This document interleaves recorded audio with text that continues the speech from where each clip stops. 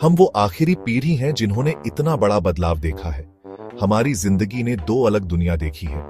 हमने बैलगाड़ी से लेकर सुपरसोनिक जेट्स तक का सफर देखा है। हमने वो दौर देखा है जब हाथ से लिखे खत भेजे जाते थे और आज मैसेजेस पलक झपकते ही पहुंच जाते हैं। दुनिया बहुत तेज हो गई है, इतनी तेज कि हम कई बार हाँफ जाते हैं। हमारा बचपन कुछ अलग ही रंगों में रंगा था।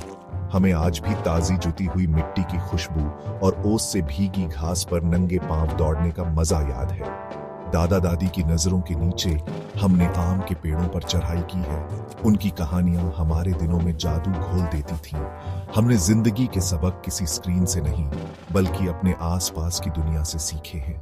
हमारे घर अक्सर साधारण होते थे, मिट्टी की दीवारों वाले और खपरेल की छत वाले। ठंडी मिट्टी हमारे नंगे पैरों को सुकून देती थी। शाम के वक्त हम अपने दादा दादी के आसपास इकट्ठा होते थे।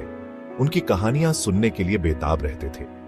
बहादुर राजाओं और चालाक लोमड़ियों की कहानियां हमारे दिलों को अचंभे से भर देती थी। खाना जमीन पर बैठकर सब मिलकर खाते थे।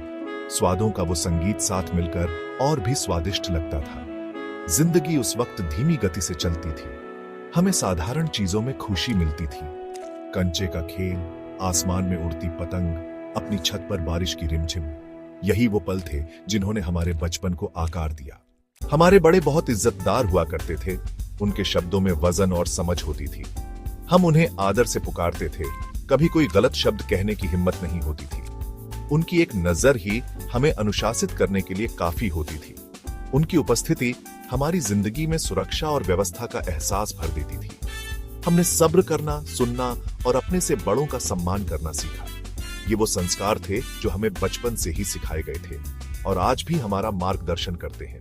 शामें अक्सर मिट्टी के तेल के लैंप की गर्माहट में बीतती थीं। दीवारों पर उसकी टिमटिमाती लौ की परछाई पड़ती थीं और हम अपनी किताबों पर झुके रहते थे। हमारा होमवर्क हमारे परिवार की देखरेख में पूरा होता था।